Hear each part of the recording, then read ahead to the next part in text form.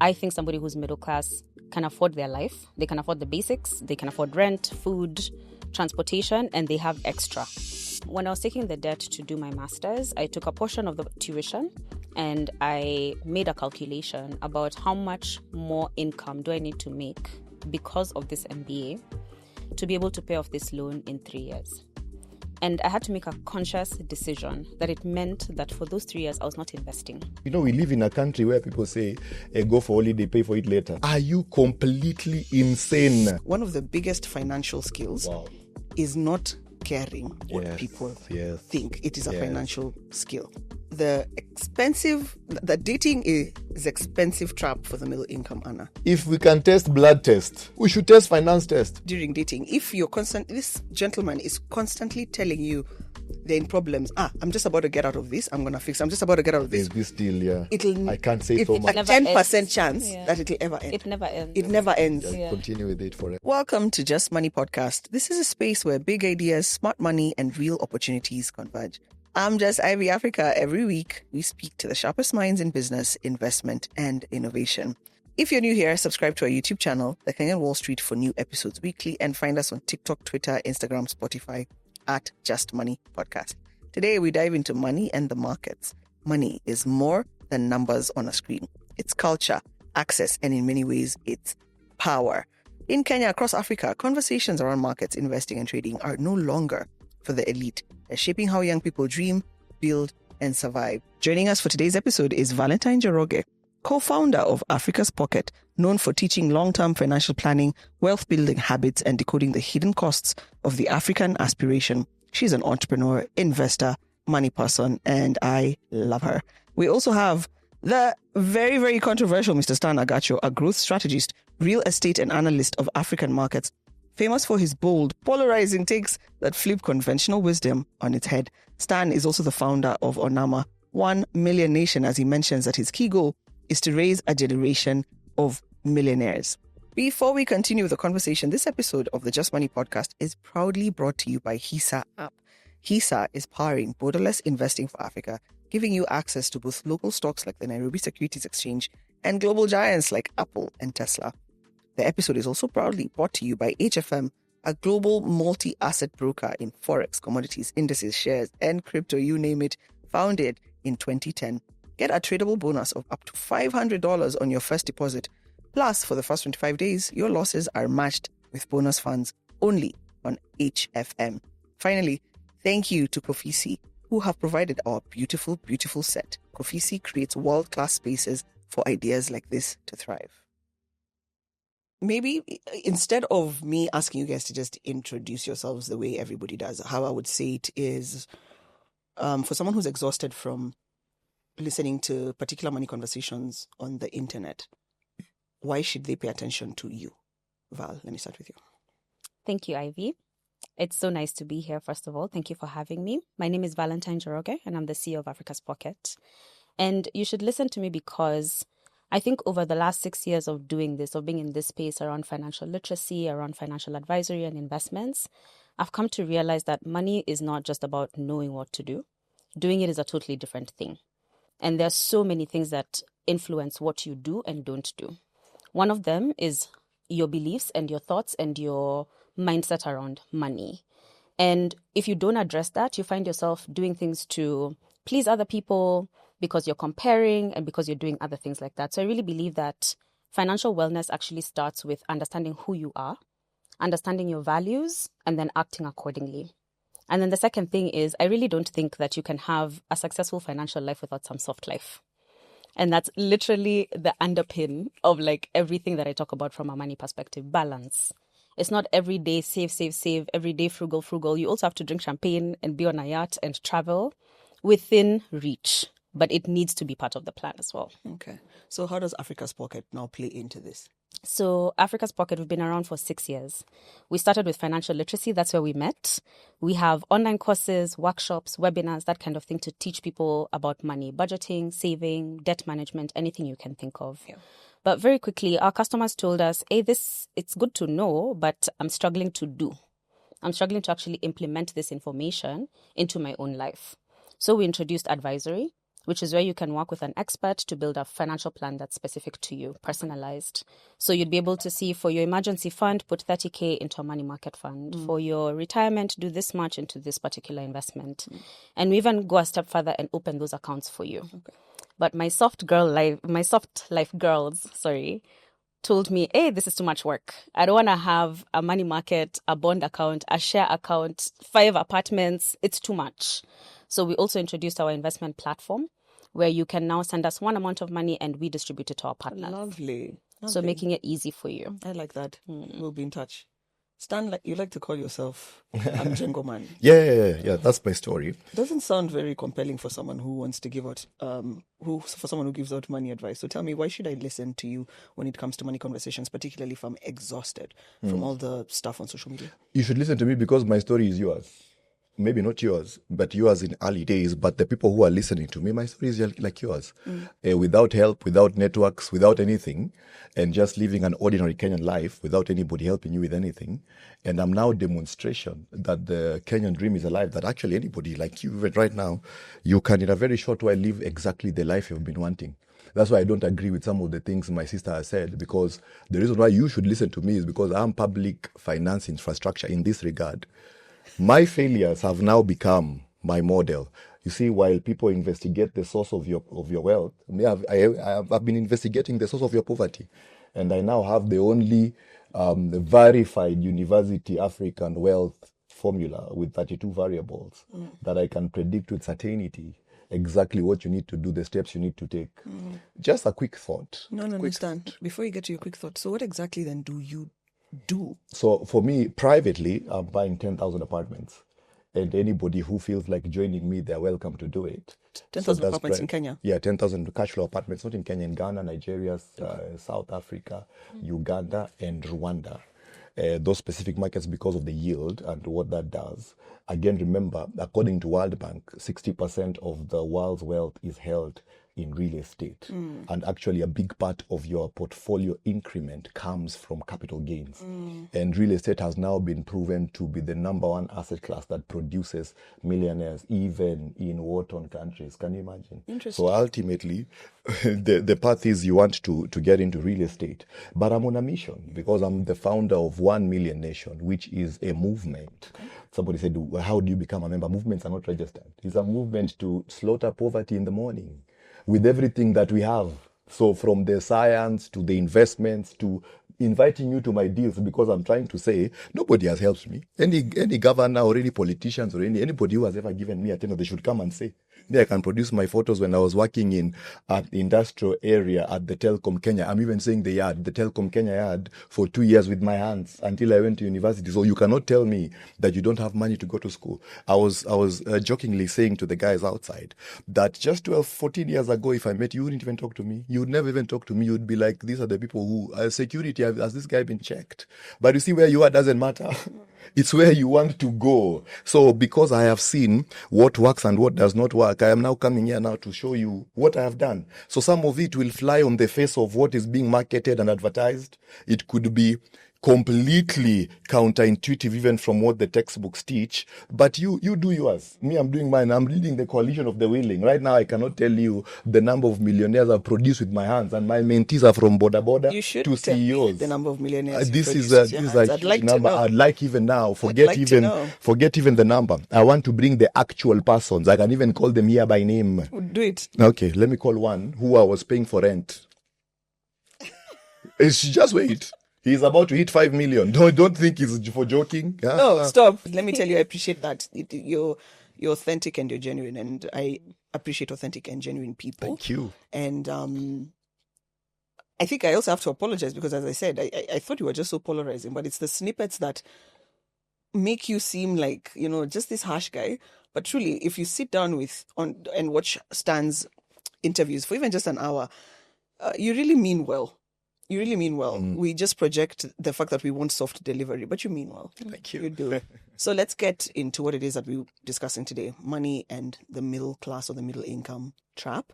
And I think we cannot start this conversation without defining what the middle class is. Like when I was doing my research, even I wondered, so what does being a middle class or a middle income earner mean to me as a Kenyan or as an African or even someone outside of the continent? And who should start that for us?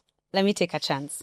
So middle class is a very important category for me. It's actually the people that we serve at Africa's Pocket. And that question is really an important question because there are so many definitions. There's the people who, I think there's still one where if you earn 30,000 shillings, you're middle class, which to me doesn't make any sense because I think somebody who's middle class can afford their life. They can afford the basics. They can afford rent, food, transportation, and they have extra. And that extra is now used for consumption and or investment. And that's what I define as a middle class. Somebody who's not struggling to eat, is not struggling to, take care of themselves and can put something aside as well and can enjoy life as well. That's what I would consider middle class. The amount keeps changing. I've seen 30,000, I've seen 60,000, I've seen 100,000. We define it as somebody... We're talking Kenya shillings, of course. Kenya shillings, yeah, Kenya shillings. We define it as somebody who can put away 20,000 a month in investments. That's how we define it internally at Africa's Pocket. And we just had to put a stick in the ground. Okay. Yeah. Okay. I can see Stan is itching. Not at I don't know whether he's itching to agree I'm excited. or to disagree. I'm just excited being in this room. Okay. Yes. So you agree with what is it? I completely don't agree at all, even 1 second. Yeah. And I'll tell you why. And Njoroge knows I've already declared my undying love for her work and what she's doing makes sense. But that's exactly the problem. And the challenge is this labeling based on amounts is completely misleading. It's totally misleading because wealth has nothing to do with amounts. Wealth has nothing to do with income. What comes in is completely irrelevant. So for me, I see two people. It's either you're asleep or you're a riser. It's either you're asleep, you completely have no idea of where you're going, or you rise. But the day you rise, you'll never be able to unsee your possibilities. So the question then is, somebody asked me, why is it that you dress very well even on Saturday morning? And my answer is, the day I'll make my $1 million, do you think anybody will announce for me in the morning?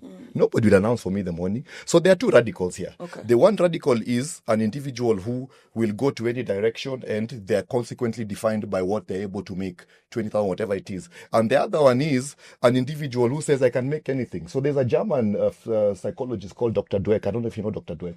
It's a very big, maybe you know her work, but you don't know the person herself. So she did this job, the study, and her study was around mindsets. And she crystallized two kinds of mindsets. The first one was an abundance mindset. The other one is a scarcity mindset. And they argued that individuals who have an abundant, let me start with scarcity. Individuals who have a scarcity mindset, they have accepted the system for what it is. They have accepted the path that has been imposed upon them. Right? Because who decided that your income will be raising by 10% per year? Who said that? So they have accepted that and they don't think anything can change except there's a huge external shock. That's scarcity mindset. This is 1,800 patients, 12 years of study. Now they come and look at the other side, which is they're calling now the wealth mindset. I'll shortly tell you the objectives of that study. They look at the people now who have a growth mindset and they argued that the telltale sign of somebody who has a growth mindset is the belief that anything can change at any time. And that change will not be procedural or will not follow any process. So there's absolutely no time that 6 months from now I'll be better, 2 years, forget all that. The idea that anything can change any time places you on a different trajectory. What was her hypothesis? What she was studying is, does the mindset you carry have any impact on the kind of outputs you'll command in life? Does the mindset you carry have an impact on your net worth? They actually found that individuals who have a growth mindset outperformed the ones without significantly on income, on happiness, on capabilities, and so on. So the idea that anything, and if you're listening to us, maybe this is a good place for you to really write down. If the idea that anything can change anytime is resident in your life, then now you have the growth mindset. That then becomes the crystal ball, the foundation upon which you can build any wealth work. Now, CBK study, CBK. That's done. I'm coming. Let me land it. CBK, Financial Deepening, Financial Access Study of 2021 and 2022. Go and check it out. They found that 66% of Kenyans cannot pay for their life, income notwithstanding. So in that case, whether you are the middle class, upper class, all this primitive labeling, this labeling does not help somebody who is in the ghetto and wants to come out and they don't have education. What label will you give them? You see what I'm talking about? So it's either you're a riser or a sleeper. Now, I speak to border guys. I'm building something Cora Wealth, which is the African Google Maps for wealth. It's a scientifically driven tool where I'm able to locate you, give you 7 paths statistically driven where you should go, and then we even show you exactly what it will take for you to get exactly where you want to go. So now, once you are now there, you are now at a place where, okay, fine, I now have the awareness that I need to build wealth. 66% of Kenyans cannot pay for their life. So it means the people earning 30,000, the people earning 300,000, the people earning 3 million shillings, all of them are in the same rat. That rat is they can't pay for their life. So wealth is never built by what comes in. Wealth is built by what remains. So if what remains is the most important thing, it means then that the person is the focus. It's not all this naming around the person. So I need to bring you from the place of I am a guy without education, without networks, without ability. I don't even speak good English. You and I both. Right? Then you come to the place where anything that you want can change. So I wouldn't align with middle class definition or top class HNI. All this is okay, fine. I do have the privilege, and I'm saying it carefully because I'm in many people's wallets. I have HNI clients who are earning properly. It's not even little money, $10,000, $12,000, but they are in D for debt with a capital D. Because the dysfunction is not your income generating capability. The dysfunction is how do you crystallize that income into wealth. As a matter of fact, that's why I don't agree with Valentine on this thing of champagne, even you.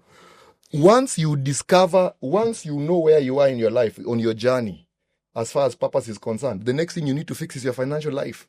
So if you're fixing, let me ask you a question today. Final. You go to Kamiti prison. You're in Kamiti prison. I've come to Kamiti prison, Kamiti prison, or Mashimo, or all these Kenyan prisons. You're in prison now, and you're even innocent. It even gets worse. You're completely innocent. You didn't do it. Now you have been in prison remand 4 years, 5 years. It happens in this country. And then now on the 6th year, you know what happens? You go to court. They say, it seems it's true you're innocent, but your hearing date is 3 years from today. Now you have to wait. Then I come to prison. I tell you, baby, look at you now. You are in prison, and in some of these prisons, once in a while, they anoint you with sewage just to remind you where you are, yeah? Now I come and tell you, today, we are going to Sir Henry's Kimathi Street. I'm going to put on you 262 Super 260 wool. I'm going to get you Egyptian linen. I'll get you a Versace tie, Moresh shoes, no problem. I'll even get you a handcrafted 24 gold carat watch. Fantastic. There's only one condition. The condition is you will never watch TV the rest of your life, and you can't use a smartphone. You can just use Mulika Mwizi. And of course, if you're in a restaurant, nobody's saying you won't watch a TV. If you're in a restaurant, fine, no problem. But in your house, no TV, no phone. Let me ask you a question. At that time, will you tell me? Let me think about it. There is no dilemma.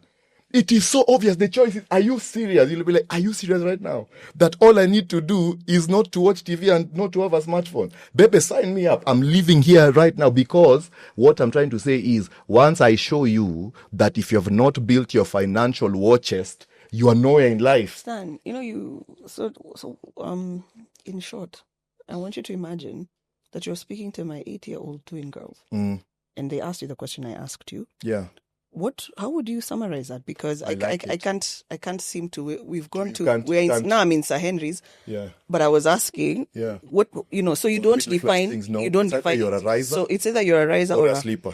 Sleeper means you completely have no idea and vision for your financial life. You think your financial life is dependent on somebody else. Okay. Riser means you can do something about your life. Now, the reason why. Wait. So I wanted to ask you something. Yeah. So if you're saying that what matters is what is left over, then how do you then define that? Because we have to work with with a definition of some sort to have a conversation. So can we try and agree on what then does it mean to have something left over? Because I think we're saying the same thing, right? I hear you. We are speaking to adults. And if you are speaking to an adult, as an adult, you have to be able to grow up enough to be able to have adult conversation. I don't know if that makes sense. So in my community, 1 Million Nation, we have to have candid conversations. And the candid conversation is, I have mentees who are earning 300,000 shillings, but every 15th of the month, every 20th of the month, they have to get into high interest personal debt to just pull through. So coming from that point of view, we now find ourselves, because I told you my story. I was driving on Kiambu Road, and as I'm driving on Kiambu Road, I'm running out of fuel. And then leave alone running out of fuel, there's no food in our pantry. It's my story is your story. And then I'm wondering, why is it that I don't have fuel? I'm paying rent late. I can't. My mom goes, we go to hospital, Nairobi hospital. To Nairobi hospital, they gave me the amount we need to pay up front. I had to get an ambulance with high interest personal debt to take her now to Kenyatta hospital. The inconvenience of poverty is extremely painful. So now, in retracting behind, I quickly realized now that in that regard, I'm no longer a child. I'm a grown-up man, and nobody is coming to help me. And I'm all the help I have tried. Let me tell you, I have tried. You can even see my photos. I've tried getting government tenders because I used to think, if I can just get a government tender, I'm out. Or I've tried connecting with politicians because I used to think, if I can just get somebody to help me. I used to think, I just need somebody to take my CV. I looked for mentors, and I do have mentors who I celebrate. And my mentors told me, me helping you with money is the day I'll sabotage your future.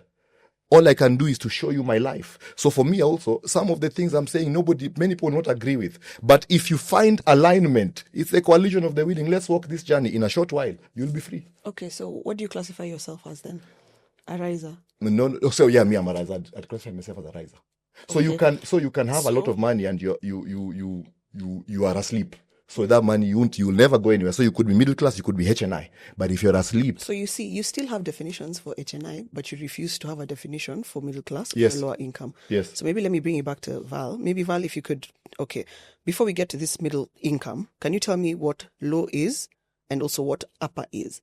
Just so that, because he knows what HNI is, but he's refused to, yeah. So I'm using these definitions to give you a feeling, yeah? So you could be HNI. So there are definitions that can guide us. That came from my senior here, and I respect what she does. So there are these categories from textbook saying you are middle income, you're HNI, you're ultra HNI, all these things. So I'm saying, you using this definition, you could be middle class, you could be HNI, but you're asleep. Yes. So consequently, on your wealth journey, Yeah. baby, you're in the bush. So before we get to rising or whatever, so then also help me understand then, Val, what is low and then what is high, so that I can see myself, or someone watching this can see themselves moving from the lower to the middle versus moving from the middle to the upper.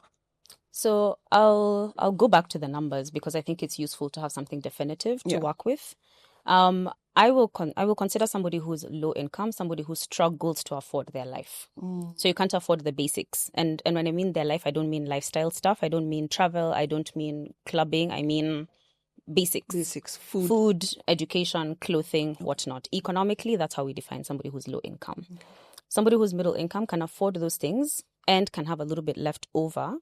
But that money, that leftover money, that disposable income, you have to make choices about what to do with it. Okay. Am I going to enjoy? Am I going to invest? Am I going to save? And typically you'll find that somebody who's in that middle category, whether it's middle income or middle class, there's very few things, there are one or two things can happen and take you back. It can wipe you out. Whereas I think now high net worth is somebody who now has assets, income generating probably, has a lot of wealth put somewhere away, and they can keep building on that. So really they have enough to live for the next generation. Okay. And there's even ultra high net worth, which are now the, super, super rich, who have even different products for them. Okay. So those are the textbook definitions, which I think are useful. Yeah. But I do agree that there's a mindset element to it as well, which is one of the first things I said. Without understanding what drives your financial decisions, it's very difficult to get out of one place to another. To me, that's the first thing you have to figure out is what's your money vision, what drives you, and what are your blind spots. Like for me, one of my blind spots is people pleasing. It's really important to me how people perceive me. The brands matter to me. So I have to be careful as I'm making my financial plans to put a cap on those things, not to eliminate them. Because I don't want to become a totally different person. I'm not a frugal person. Yeah. I don't want to become a totally different person. But it's putting some guardrails around stuff like that. Why do you think we're so many people pleasers when it comes to money? Because that is one of the middle income traps. Lifestyle inflation, working so that other people can see that I'm working. Well, in essence, I'm not actually, what is it? I saw it here. I'm not actually rich. I'm just surrounded by things that I am paying for, which is the debt that Stan was saying. Stan, why do you think because we are social, but what do you think it is that makes me as a human being want to impress others so badly? And now, what are the practical steps that I can take to avoid that trap? Thank you so much for that question. I'm really enjoying this conversation already. So I will still go hard on Valentine's postulation on the textbook definitions, and it's very important because in my community, 1 million nation, my first job is to show you. Let me use this word carefully. The rubbish that is external measurements. Any measurement that is external is completely useless, and that measurement has been designed for your servitude.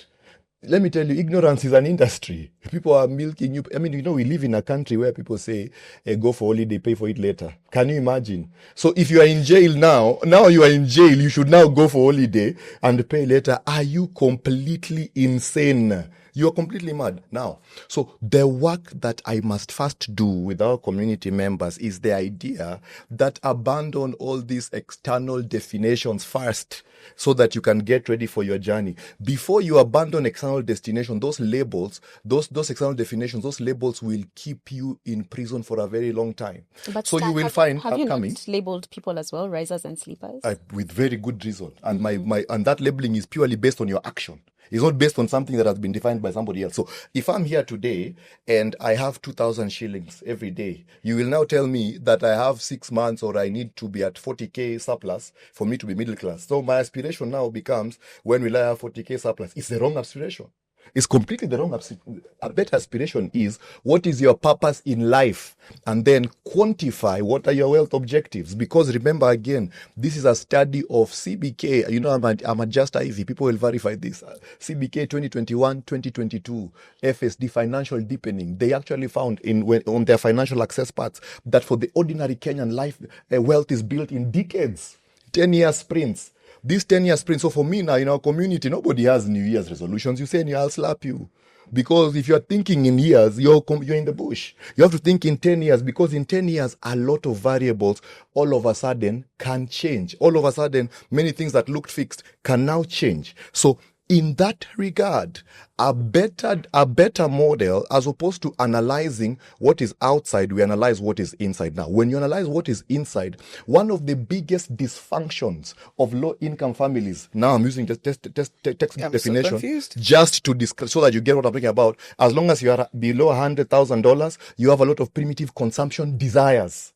This primitive consumption desires has been taught to you ever since you were born. From even the Disney Wonderland story, they have engineered you to be. If you are not consuming, for instance, I do this example with so Stan, $100,000 a year. Net worth. No, net worth. That makes me low income. If you're below $100,000, I don't know whether it's low income or not. This is our community measurement.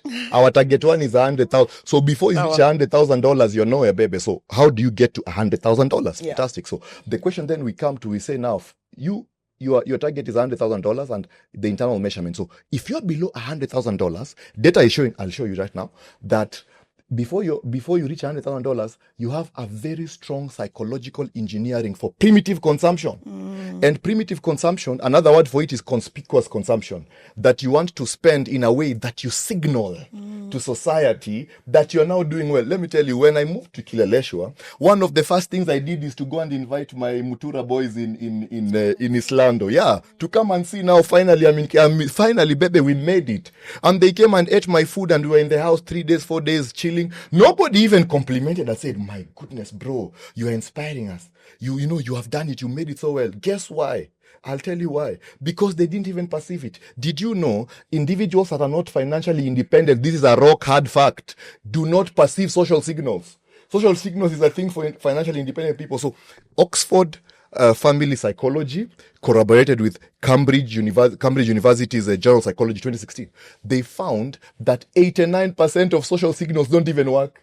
That while you are here signaling how well you're doing, the person you are signaling to, because of their financial position as far as independence is concerned, they are not even perceiving that you are signaling. So when for ultra net worth, for ultra rich people who have like good liquidity and they've been able to do all these textbook things, you find for them, signaling becomes very important among their society, because each of you will find, I came with this guy, I came with this dress. This is I don't know, Tommy Hilfiger limited edition, only 2 dresses like this. For rich people, this is so exciting. But for you as a poor person, that's what you watch on TV. But ultimately, what begins to happen is you realize that the person you're signaling to at your class is not even catching it. Let me give another example. Do you know this is a country where, our aunties, they'll come to, your mom, or your mom will go to your aunties, and they're helping each other, guaranteeing each other.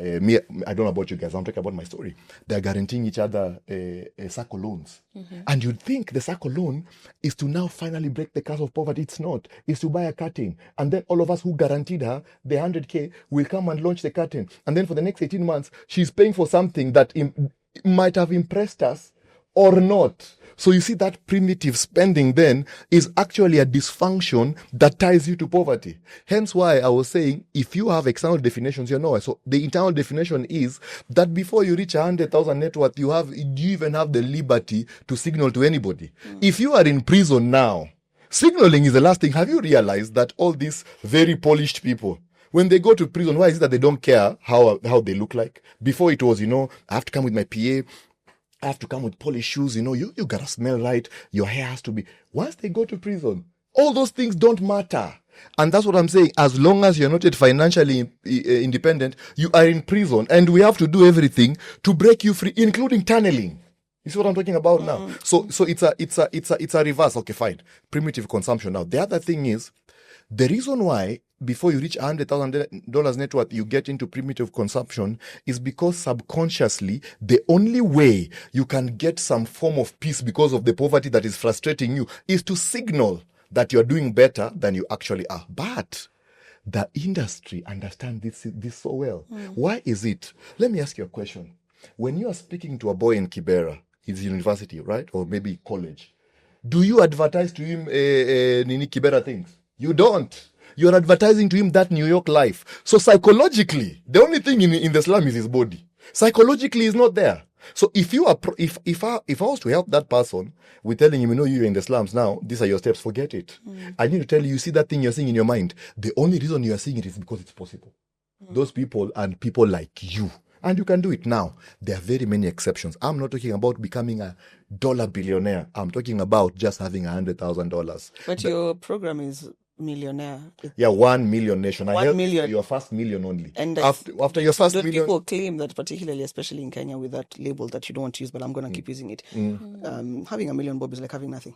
Precisely. But but that's what you're. Why not $100,000? No. It is nothing if you are asleep. So Stan, you're saying that one of the traps is this idea of like consumption to show other people. Yes, but it's coming from because you're asleep. You don't know you're in prison. The day you know you're in prison, I never teach anybody budgeting, asset allocation, nothing. We do portfolio construction, yes, but that's even too much English. So the first thing is, I need to get you alive. So we use our wealth formula, the African wealth formula now. And I score you across 32 variables. And then we put a step-by-step of exactly what you need to do to fix your dysfunction so that you're ready for the takeoff. You take off like a jet. So it doesn't matter. Prove me now. People can comment. I have border mentees. So dysfunctional in that particular sense because of what they've grown up seeing. Please, thank you.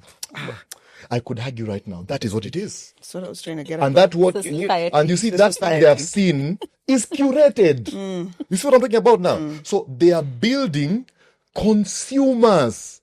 Baby, let me tell you something. The wealth equation we were taught in primary school, class 7. But nobody told us that was the wealth formula. Nobody told us because they taught it to us in a way that we'll go and build for somebody else. Can you imagine? I'm a person with 2 master's degrees and I didn't even know that compound interest is the main driver of wealth. I didn't even know that. Can you imagine? With 2 master's degrees, I can build for you financial model. You can't even begin to see the kind of models I build. But I realize all that one, you have been wired to consume and to work for somebody else.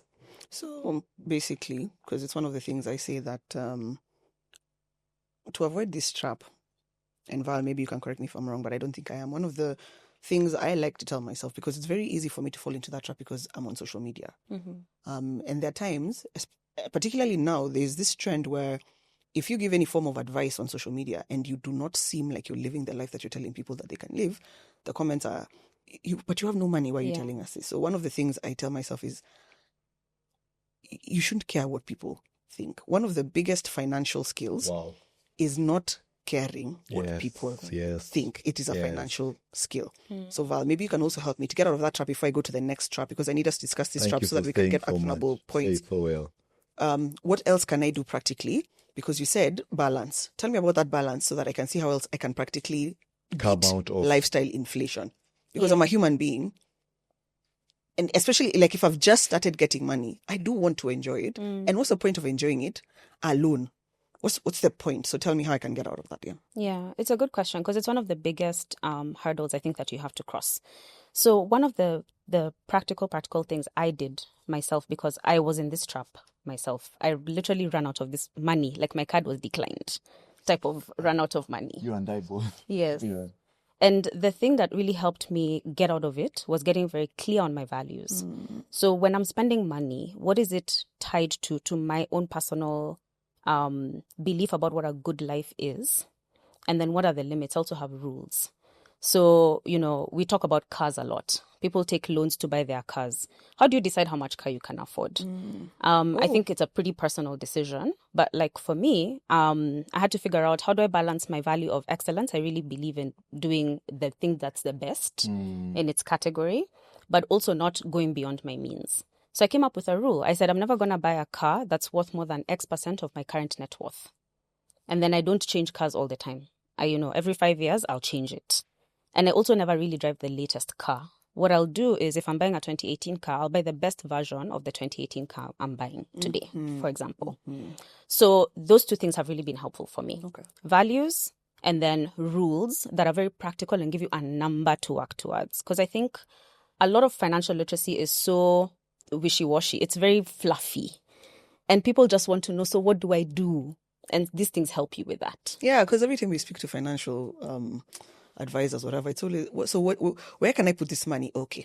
It's just what you said. It depends on your goals, on your appetite, on your values. So in fact, I want to just finish what you're saying. Sorry to interrupt you. Then I want to query values. For someone who's watching this and they don't even know, how do I know what my values are when it comes to finances? And then the second question after that is, so how do I know that I'm financially literate? Is there a university I graduate from and I am literate? Yeah, good question. So values, there's an exercise you can do online. Just literally Google values exercise. It will bring you a list of about 100 different values, and you go through an elimination process. So the way I did it is I literally went through the list and ticked the ones that resonated with me. Then I grouped them and I narrowed down to 5. Okay. So 5 key values and 2 drive my life. So it's not about just finances, it's my life. It's totally, right? So that really helps me make decisions. Whenever I'm faced with a purchase decision, for example, or an investment decision, then I ask, am I doing this because I'm trying to show off, I'm trying to signal, or because it allows me to achieve one of the values of my life? It honestly, half the time, I don't do the thing I thought I was going to do. It stopped me from making a lot of purchases that are not, let me say, kosher. Let me put it like that. So that's the values thing. Then how do you know you're financially literate? I don't know. I don't even know if I'm financially literate to the extent that I can be or to the place where I am in my life. I do think it's a lifelong journey. Yeah. And I guess there's the basics that we all know, emergency fund, retirement planning, whatnot, but it goes beyond that. So I do kind of think about financial literacy as something that you have to do for the rest of your life, because even as you move from category to category, as much as we're not agreeing with the categories, you face different problems. Yeah. I'll give an example of, I see like people who are in my parents' generation. They purchase a house, a new car. They take their children to a certain school. And it comes with other things. It's not just the amount you've paid for it. You pay for the Range Rover, for example, but it also means that every time you're parking somewhere, you're tipping the watchman a bit more. It means that, it has other things it means. It means something for maintenance. It means you now need to understand how to fly spare parts from Dubai. That's financial literacy to some extent, right? Actually, it is not even to some extent. It is financial literacy. So I don't know if it really ends ever. And I don't know if there's like a scale of graduation. I think there's sort of like you level up as your money and as your goals and as you get closer to like your aspirational financial life, you level up in what you know at different stages. Okay.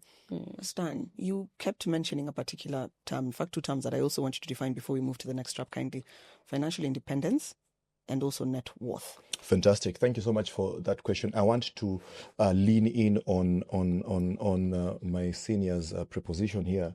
I absolutely agree that values is a very big part. Actually, if you ask me, what she has said here now, this one, I wish there was a way to put it in a textbook, because now those values really are the full foundation. You are better off working hard on those values than working hard on which asset classes. So now, because of my community members, we are not so sophisticated.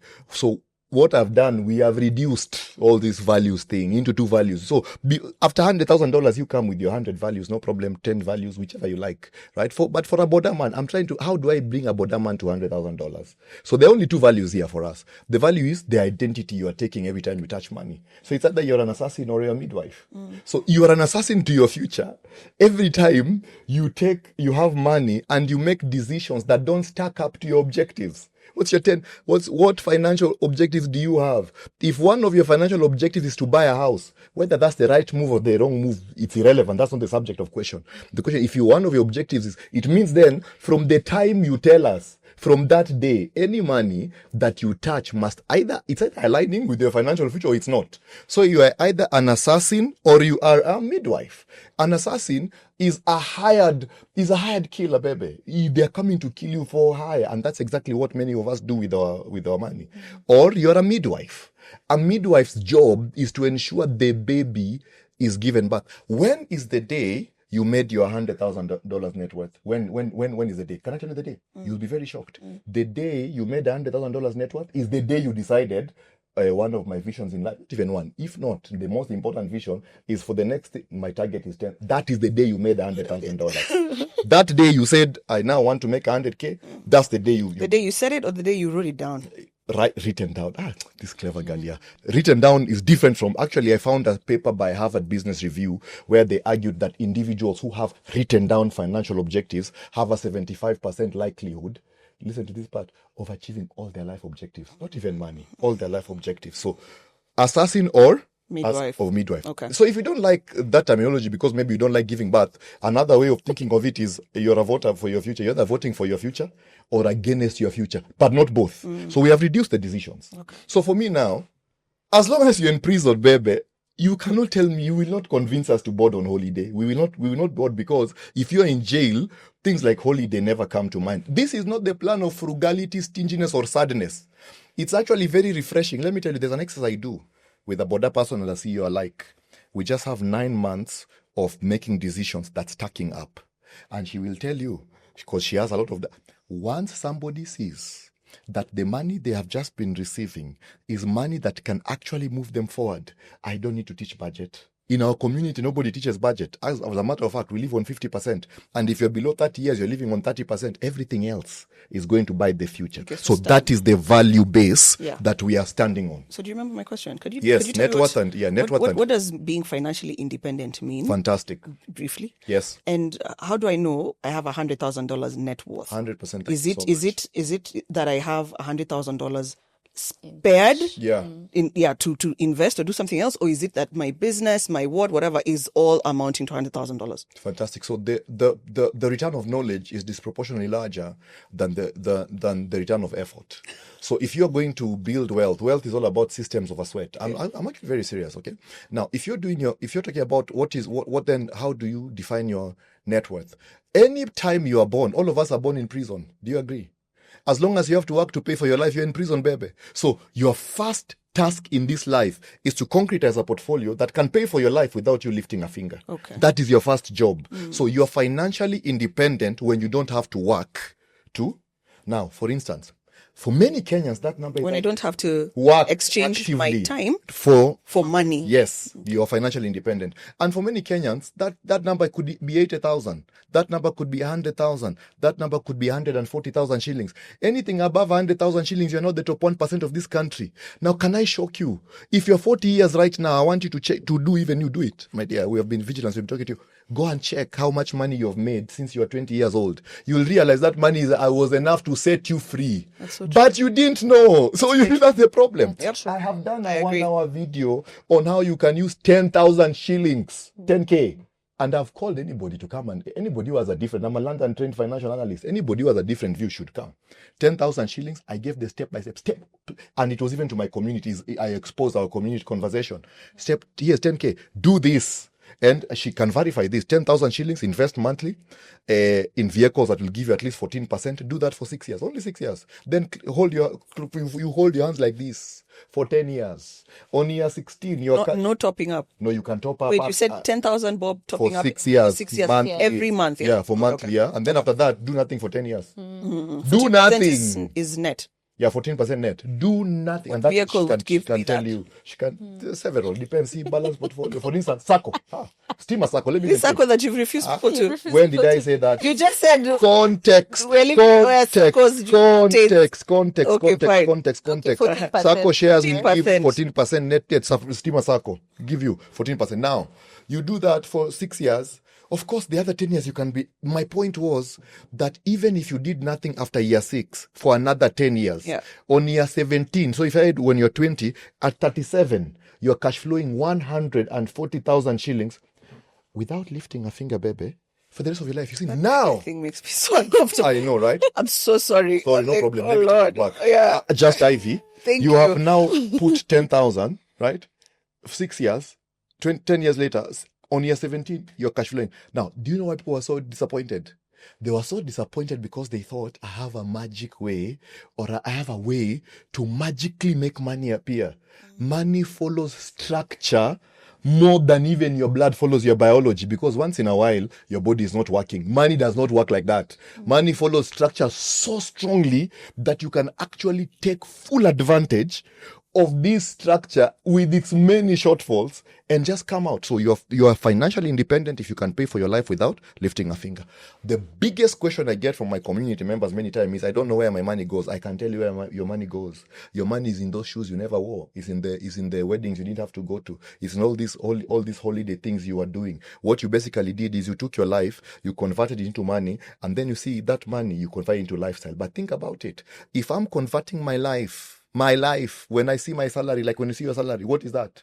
It's a measurement of your life, right? Because if I gave you 100K, maybe I gave you 200K, you can say that's 2 months salary. If I gave you 1 million, you're like, that's 10 months salary, fine. So what is it really? 10 months, it's quantifying your life.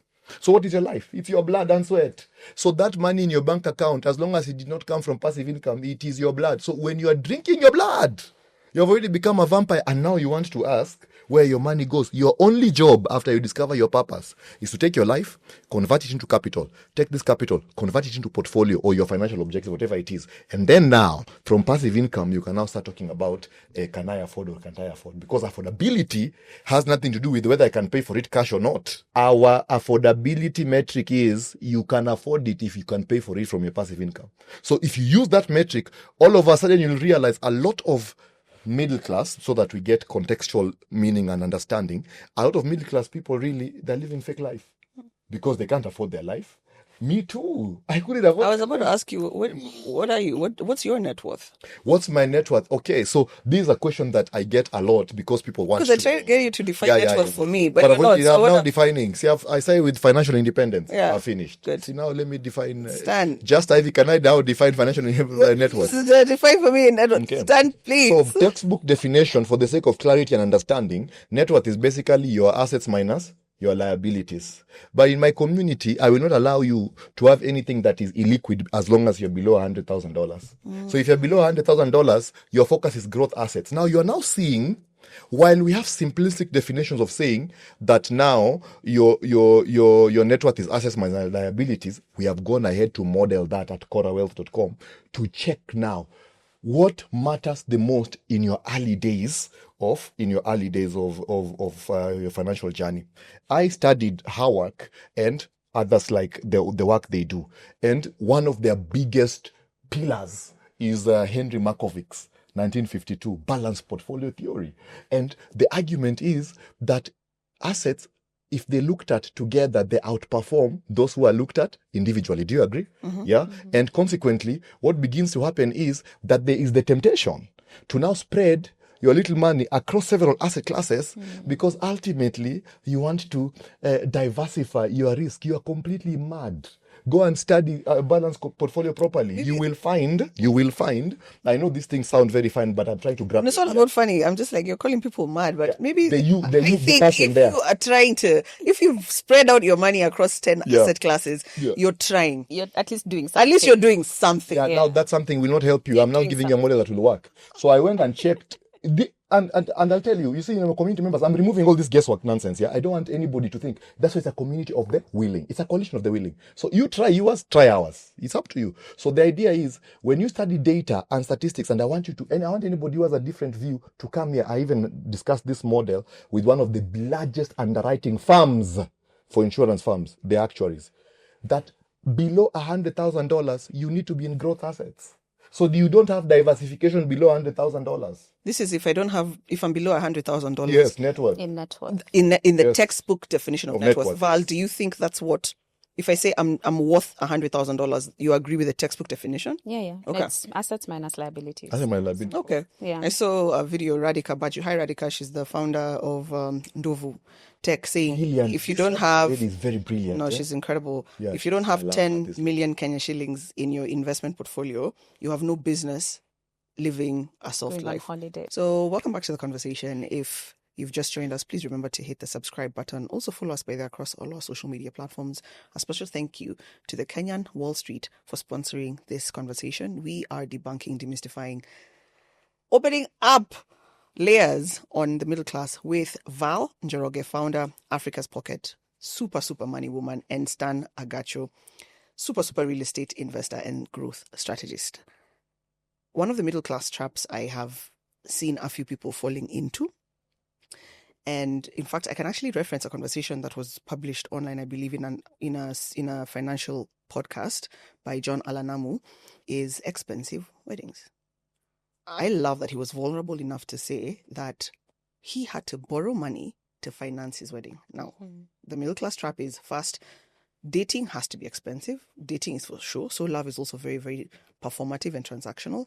And then finally, when you decide to take it to the next step, first, getting married has to be the next step. Like it's the obvious next step. And the wedding, if you're not using or event planners, if you're not using it, then what is the point? So Val, take me through your thoughts on the dating is expensive trap for the middle income earner. Yeah. Ivy, I was talking to a guy friend of mine the other day, and he was like, dating girls like you, which I guess means girls who like soft life. He said you need to have 100K in your pocket for the girl every Talk about month. dollars. 100K Kenya shillings. Wow. I was so flabbergasted. I was like, what are you spending 100K on? Wow. But he was like, every dinner, 20 Gs. Diani actually is probably 100K. She wants to go to Cape Town, blah, blah, blah. So over the course of a year of dating somebody, you're spending 1.2 million. Imagine. Then she wants a ring that's, 500. It's usually what, $5,000 or 1 month of your paycheck or something like this, some sort of rule that you must follow. And to your point, the weddings as well. It's insane. Like, it's insane. And I really think men are really going through it when it comes to finding a wife, keeping the attention of a woman who they consider, I guess, high class, or are we calling them middle class? I don't know. The soft life girlies. I really feel it for you guys, Poleni. What is soft life, Val, to you? So that I can try and put in my mind what What person soft who's life trying to is. say that you can't date someone like Val. Val is not open to dating, by the way. If you can't date a person like Val for 100 without 100K Kenya shillings a month, and also after that, I want Stan to also comment, because there's this thing men do where they always go date above their league. So isn't it a good thing for this man to be saying this? Like, yeah, you work hard so that you need to have at least $1 million a month for you to date this type of person. So what is a soft life girly? Because you've mentioned that quite a bit. Yeah. So a soft life girly, I guess, is a girl who likes nice things. So, you like going out to eat, you're drinking Prosecco/champagne. If you're lucky, you travel, you buy luxury bags, that kind of thing. But you like these nice things, but you can afford them yourself. You're not a soft life girly. We hope so. We hope so. We hope so. Okay. At least the ones I surround myself with, we can pay for ourselves. Okay. So then 100 seems practical, Stan, right? What do you think? Is it really a trap or it's aspiration? It's a proper trap. It's a proper trap because me, I fell into it hook, line, and sinker. I can't begin to tell you how I took a flight to go to Turkey to now buy my wife her 24-karat gold ring, and I had to buy her a diamond ring as well for the engagement because the problem is I engaged her, and because I was completely aligned with her. I was like, for a lady like this who's the blessing of God in Nairobi. The only diamond you only deserve diamonds, baby. So I engaged her and I didn't even have the money to buy her a ring. So I engaged her by faith. She said yes. Then now I had to now go and buy the ring. But I realized something, that beneath that there's a very big dysfunction. Let me tell you, if you're not chasing something, you will chase anything. That's what it is, because you will now you will attach your satisfaction. Because there is a very big, remember again, finance is behavior first, not even capital. It's behavior first. So there's a lot of satisfaction that we get when we give black tax. There's a lot of satisfaction we get when, you pay for the baby you're trying to go to holiday. Let me tell you, those are good things. The issue is the timing and then the prioritization. Let me shock you. Do you know the day you discover you're in prison, back to the prison again, the day you discover you're in prison and you realize that I'm not coming out, do you know what your next objective is? Comfort. Is how, fine, I'm in prison, but can I get a better bed? Can I get, can people bring me blue band and so on? So you get into this comfort season where you have accepted your prison and then now all you're trying to do is now comfort. That is exactly what is happening to the African male. So for us in our community, 1 million nation, when we have that conversation around building your wealth, the first thing I have to do, I run an MAQ 54 money mindset psychology test because I need to investigate your dysfunction so that your dysfunction becomes material to your wealth model. So both your advantages and disadvantages speak into the model. We do this at corawealth.com. You go there, we have it's a 10-day interaction and I'm testing you. I want to check so that if I can get you to see that your most important objective is a financial objectives. These are the things they begin to die a natural death. I cannot begin to tell you the things people chase. There are people who find it in pleasing the ladies. There are others who find it in supporting political parties. There are others who find it in sponsoring the whole community, yet they will never do it for their family. Have you met these people? I was one of them. You will even help strangers and take them to school. And you want everybody to clap for you. So, a better model is wake up, pursue your objectives. Then either the person you're meeting, it's either you're aligned and they see you on your way, and consequently they are allowing your lack of, let me say, financial romantic expression. So what I can do, baby, we can hold hands, we can walk, we can talk about the future, etc. But if you feel that's not enough, then wait for me to reach. Okay. I was gonna ask, so you're saying do you not date until you get to 100K? But I've shown you can get to 100K when you're 35. Me, I'm married when I'm 36. When you're 35, you start at 20, you're free.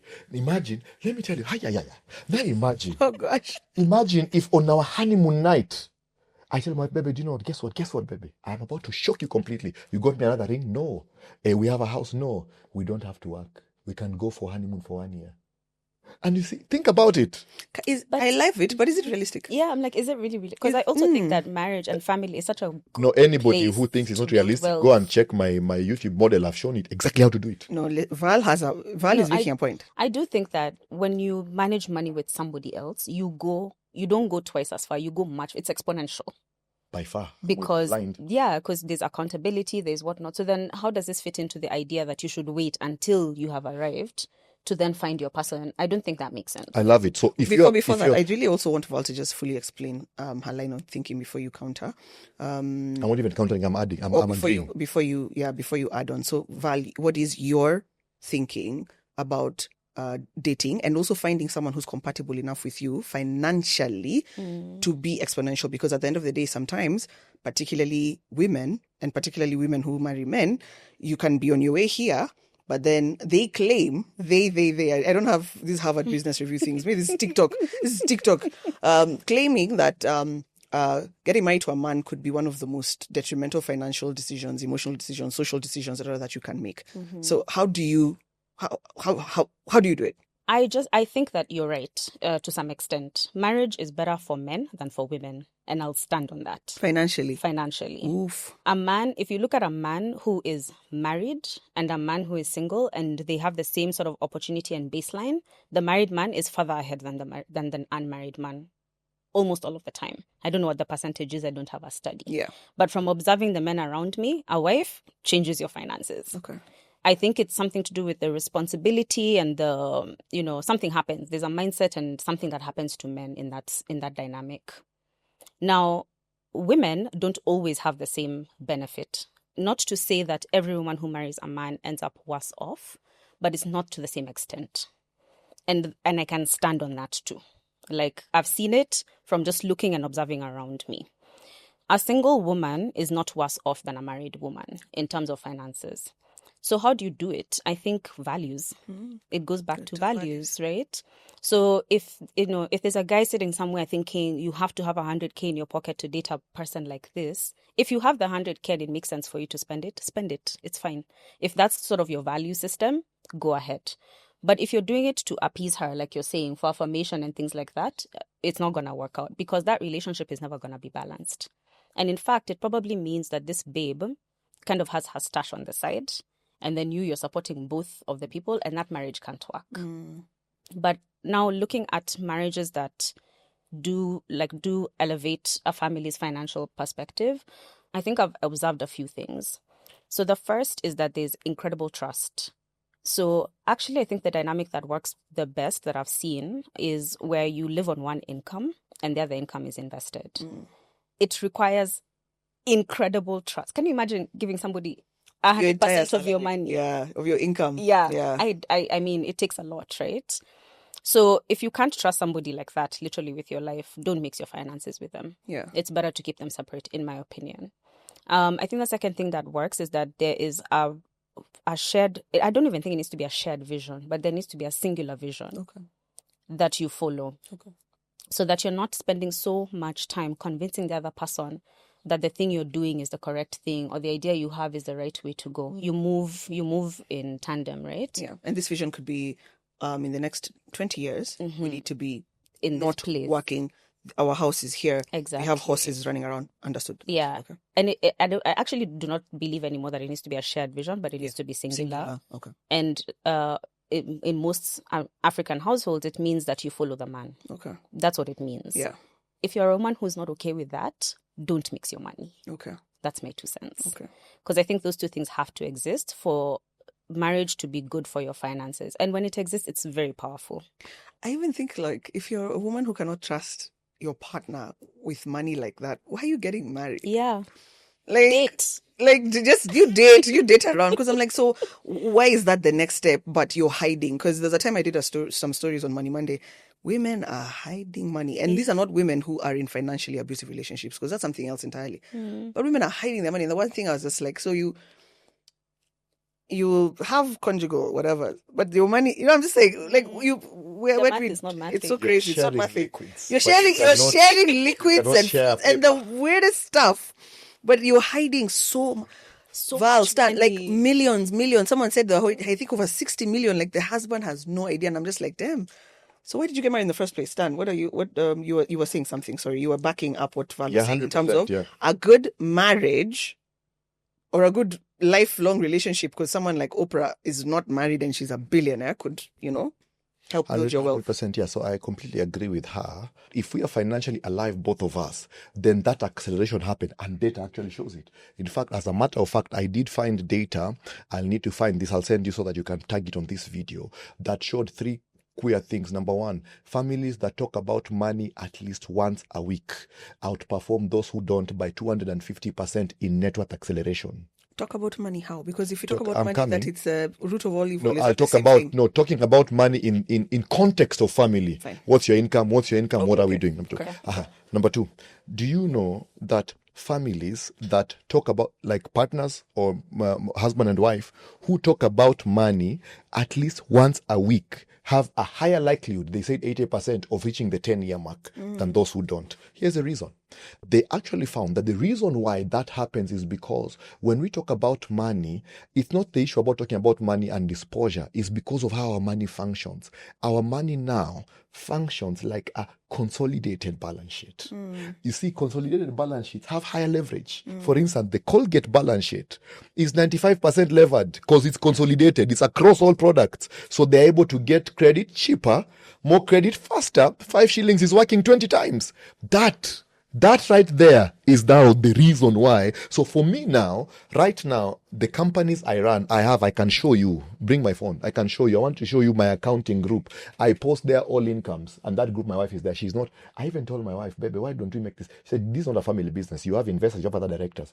But I post every income that comes in there. Because I said, baby, if we are married, I have to decide, am I married or am I not? But not both. So if I'm married, you need to know every money I am making. It is there. She has direct access to the accountant. For me, my wife right now does not need to ask me how much money we made today or we made last month. There's nothing to ask. The money we made, it is right there. It is right before her eyes.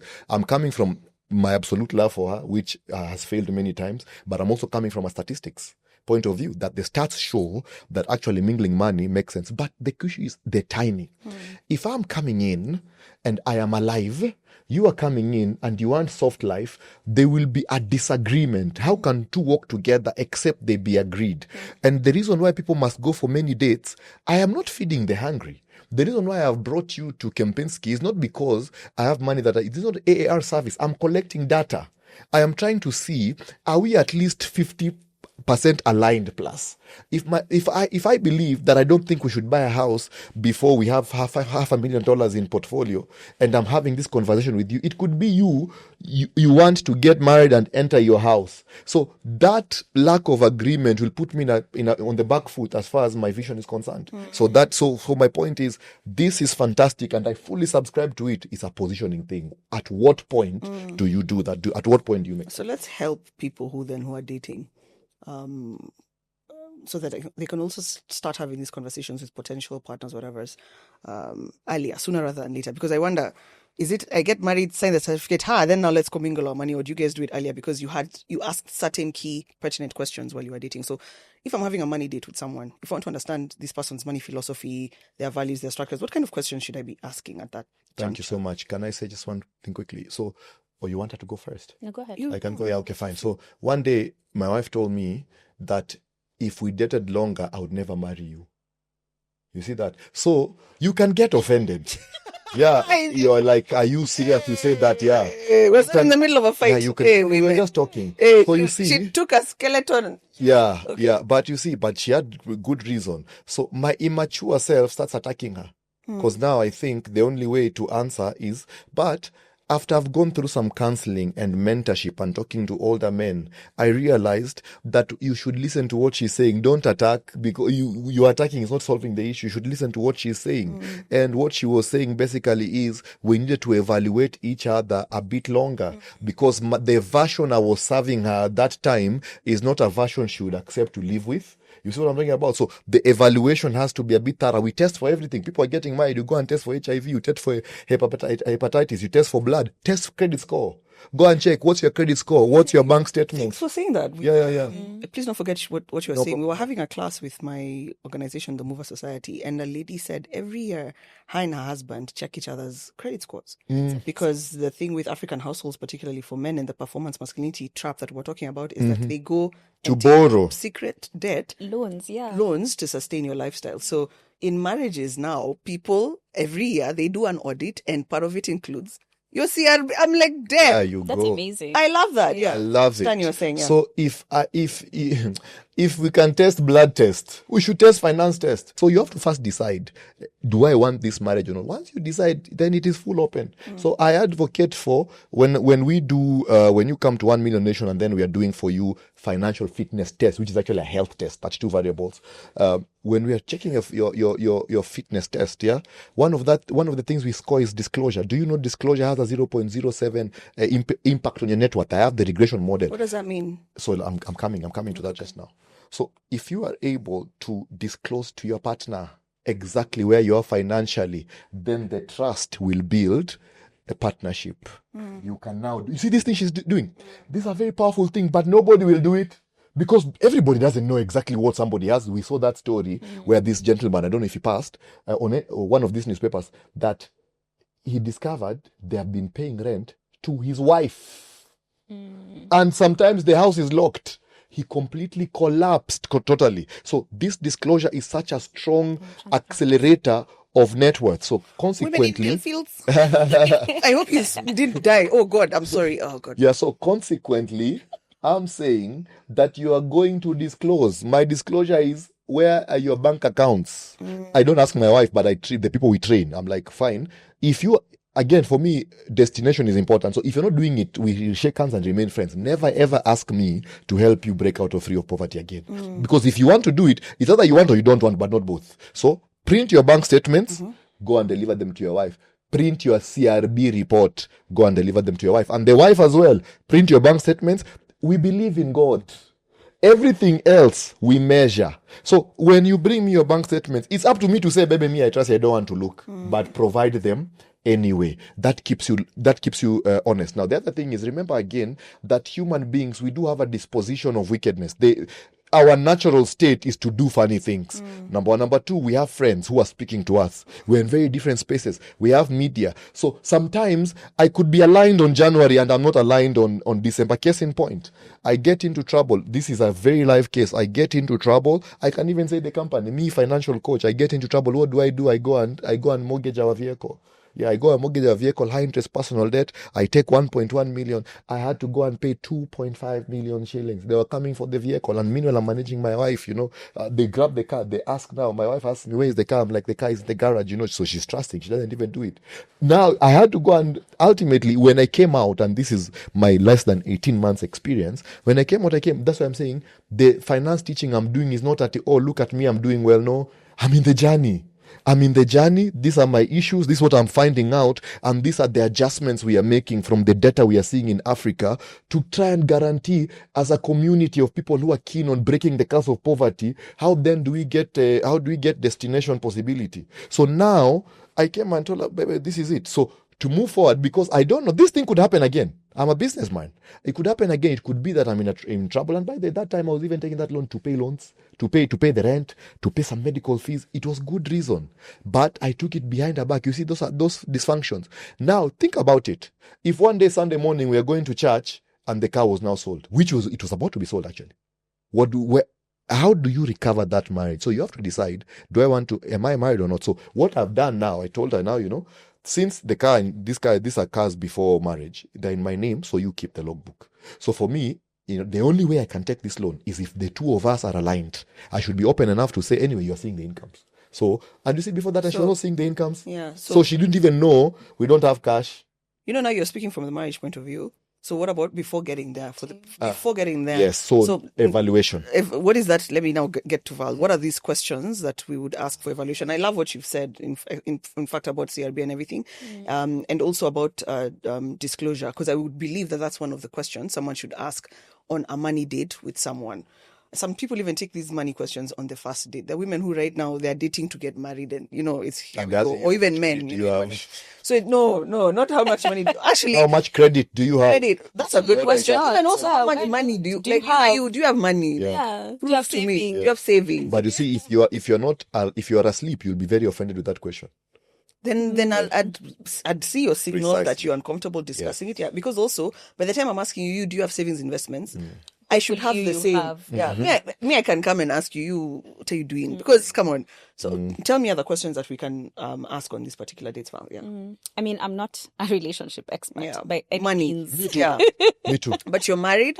You've been married for some time, so I can take what it is that you say with weight. Yeah. Yeah. If you're dating for a year and you're broke, I wouldn't listen to what you're saying. Sorry, those are my things. Yeah. So I mean, I don't know. I guess if I'm to think back or put myself in the shoes of somebody who is dating for marriage and wanting a marriage where you have financial togetherness, I think early on you really need to understand their upbringing, how their upbringing has influenced the way they think about money today, because these things are so deep. Like the idea of I need to have a sexy car. I need to buy a luxury brand. It comes Tell you. from far. Mm-hmm. It comes from very far. So I don't know, like early on, I think the kind of questions I would ask are like, you know, how did you guys spend your Sundays?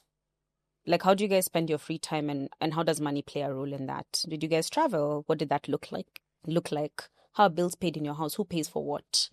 Stuff like that. I think it starts to reveal like someone's ideas around gender roles, around responsibility, around money, around what's important and what money like signals to you. So those are the kinds of questions I'd ask early on, because I am not trying to be on a first date asking you, show me your paycheck. That's a lot. Yeah. That's a bit a lot. And if you're aggressive like that, good on you. But for me, it's a lot. Yeah. Then maybe now before even getting like now very together. So let's say before you start to do things like move in together or get engaged, then you can get a little bit more, what's the word?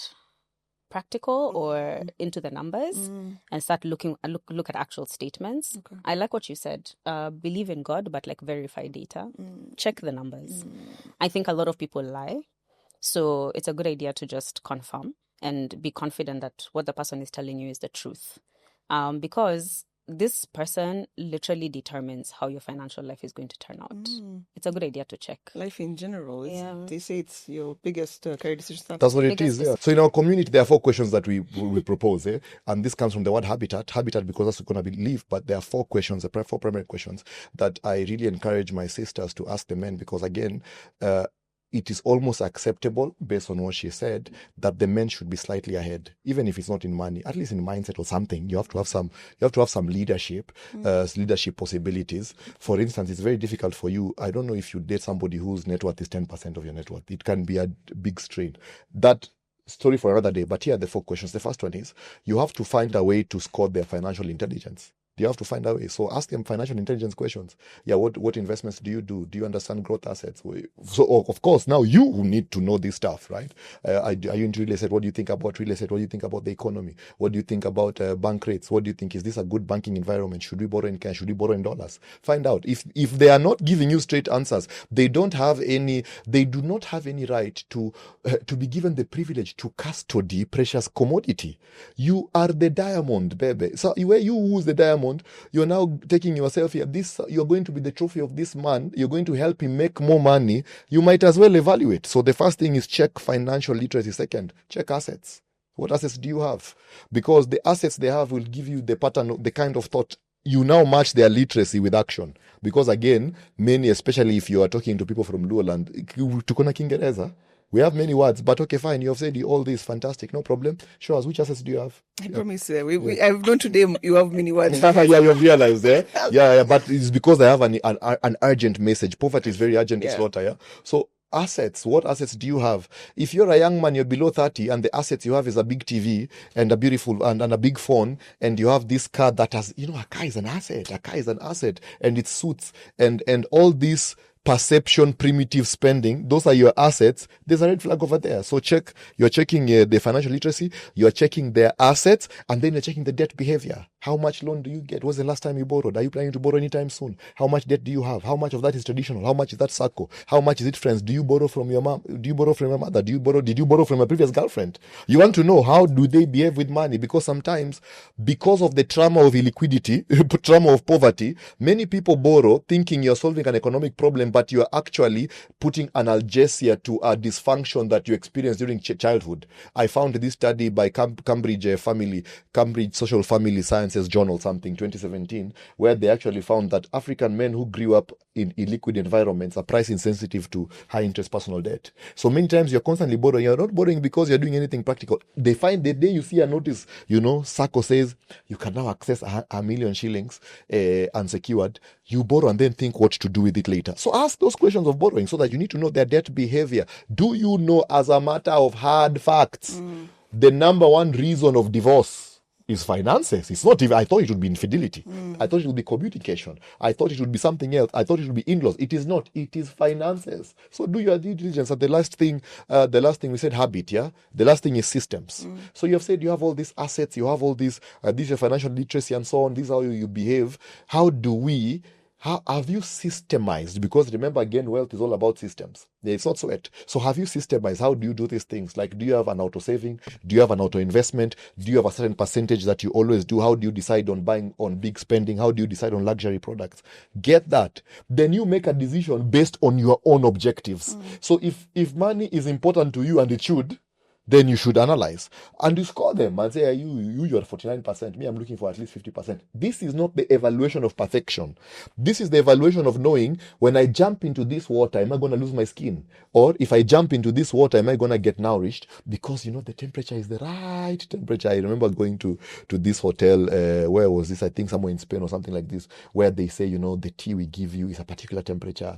Even the swimming, it's the temperature is optimized for your biological needs. So it's not just the warmth you feel and so on. All that engineer, it's up to you. You decide. If this makes sense, you jump in. If it doesn't make sense, you don't jump in. But in our community, 1 million nation, we have said if somebody does not score 50%, leave them. The other men and the other women.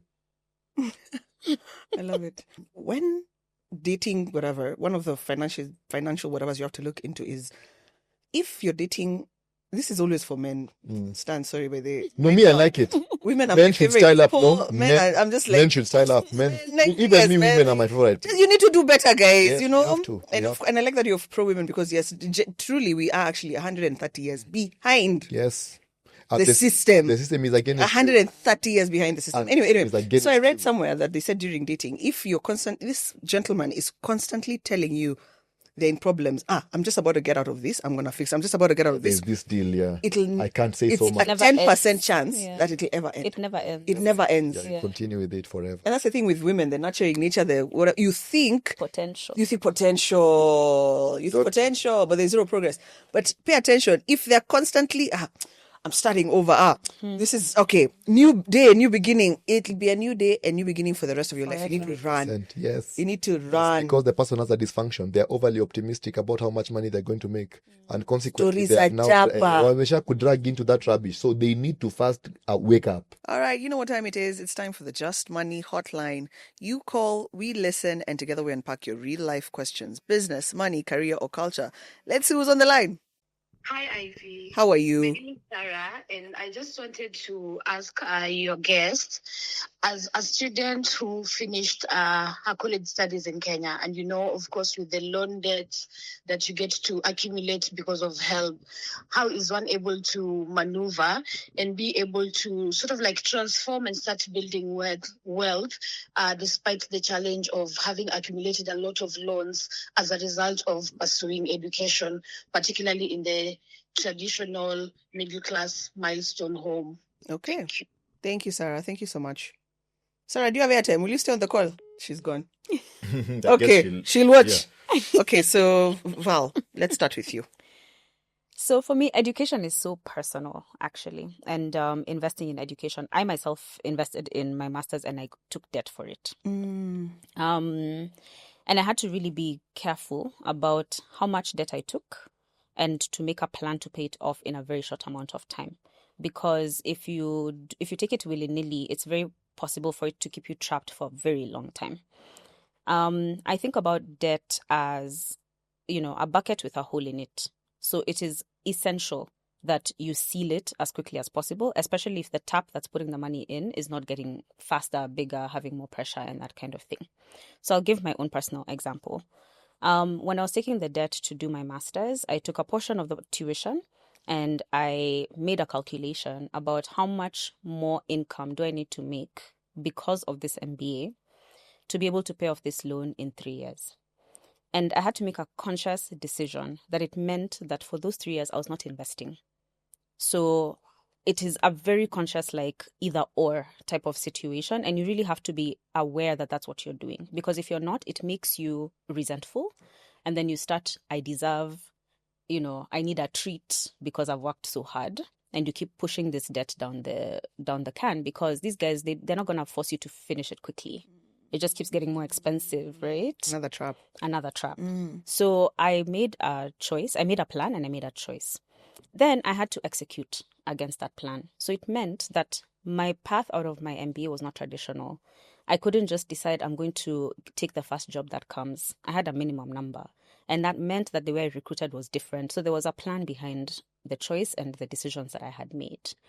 I think that when you take debt for education, especially, if that's the choice you have to make, then it has to be paired with a plan to get out of it. It means you cannot just take the first job that comes. It means that for the first 2 or 3 years, you're actually putting everything you can towards paying off that debt, especially if it's high interest. I'm not sure what kind of debt she's taken, but we assume it's high interest. She borrowed at, higher than The help return. loan, yeah. Okay, help is a bit more cheap, but if you assume that she's paying the interest at a higher rate than what you can earn from an investment, pay it, finish, and then actually it gives you discipline to have the amount of money you need to put away every month to then build your assets. Okay. And not just reduce your liabilities. That's pretty practical. The only thing there is, so it assumes that, because a student taking that loan, the thing with students is they're not making money. They don't have work. Mm-hmm. But when you graduate, you get a job. Okay. So as soon as you get that first job, pay off the paying. debt. Okay. And maybe you I make need to sure understand how help loans work as well. Okay. I think they have a moratorium. There's a Yeah. period in which there's a grace period. So you can afford to not pay for that period of time. Okay. But the key thing is that don't just take the first job you're given. Take a job that allows you to afford to pay that debt. Okay. So when you're negotiating your salary, remember that you have debt to pay. And Exactly. Then, okay, fine. Okay, good. Stan. Sarah, first off, heartiful congratulations to you. I'm so proud of you that you're having this conversation right now. And it's a conversation that many of us need to have immediately after university. When we were building the Cora model, the African wealth formula, and we were trying to find which variables have the most explaining power. Four began to stood out, which is your surplus behavior, your income, your debt behavior, and your liquidity. And now we started regressing, trying to find the relationship between debt and the net worth. And we started finding a lot of kinked curves, meaning it means that they were under other underlying variables that were throwing the investigation off, because correlation is not causation. So in digging further, you won't even believe what we found. We actually found that individuals who have student debt had an investment delay of up to 10 years. So many of them will leave university at 24 and they'll begin investing at an average age of 36. That is rock hard data, 36. And that investment curve, that investment delay was midwifed by their debt behavior of ignoring student loan. But the problem is, it becomes a catapult that goes quickly very down, because right now, as you know, people like to check how well are you doing with your debt. But remember again, finance is behavior first. For instance, Oxford University did a study where they were looking at intelligence of Indian rice farmers, because Indian rice farmers are paid once a year. So they actually found that between November and February, their financial intelligence increased by 15% when they have money in their bank account.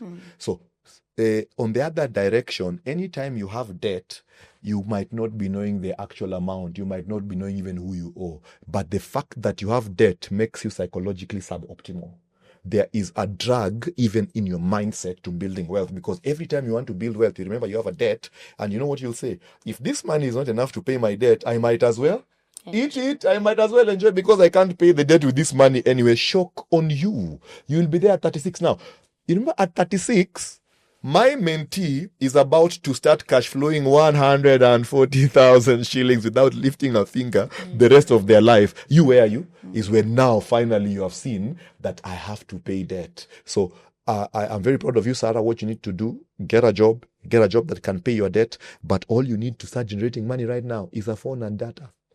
You can tomorrow start look at do you know how much? Do you know the biggest income categories, biggest import? Electronics. You can even guess a product. You can guess a product and get your family to pay for it. Buy 100 units of, I don't know, laptops. So buy 100 of something that is moving, something that you know, right? It's not expiring. Sell it. You're out of debt in 3-4 months. You see that? So basically, I'm trying to say that tomorrow you could be free. But you see now that desire, there's a Swahili saying, people even say, think I don't speak Swahili, I speak Swahili very well. Mwenda bure, si sawa na mkabure. Kwa sababu mwenda bure huenda akaokota. Like just being in the game is better than not being in the game. Because when you're in the game, I tried selling insurance. It did not work. It was hard like this. But my first major contract of substance was from somebody I met selling insurance. So that's the difference game. So I woke up in the morning banking 10,000, 20,000, 10,000 a month. That week I banked something like 480,000 commission. But this guy, we now formed a relationship because he says, I've not found somebody who's really interested in knowing exactly what I need like you. But I thought that is obvious because that's the training I was given, because we behave our training. You see that? So Sarah, get a job or figure out how to increase your income. Or find something. Find something. Find something to sell. And I think sell someone something. To summarize all these things, I think Sarah needs to be shameless in her pursuit to pay back. I love it. Yes. Because if that's a priority, you cannot have shame in trying to pay back that loan. So figure out what it is that you're selling. Thank you so much, Sarah, for that. I want to double click on something around income. When I talk to clients, there's almost a surrender around income, where we think that income is the number that somebody else tells you they can pay you, and that's all you can take.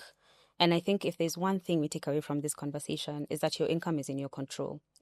I love what you said about sell something, sell your skill, use your phone. I think that so many of us get trapped in this feeling of, oh my gosh, this is all I have. This is all I can get from my job. I can't get a promotion. I don't want to do a side hustle. And I'm like, okay, sis, then what are we doing? Like, you do need to take ownership of your income, because without income, you can't do any of these other things we are telling you. You have to be able to make money and to increase the amount of money you're making. So yeah, being in the game is like step one. Okay. Very good. Very good. Sell your feet pics. Sell your body on OnlyFans. Let me tell you, do the damn thing. And I'm saying this because I have followers. I don't call them followers. I have movers who, let me tell you, shame. Poverty is the enemy. You're spiritual. You might not tell people to sell on OnlyFans, but fine. Let's wrap this up. So the middle class trap, what, in one quick short sentence, what is it that you'd want people to remember from this conversation? And also, of course, use this as a shameless plug for your various projects, except Stan, who has mentioned corawealth.com so many times that I think I'm going to change the name of this podcast to corawealth.com. So Val, let's go.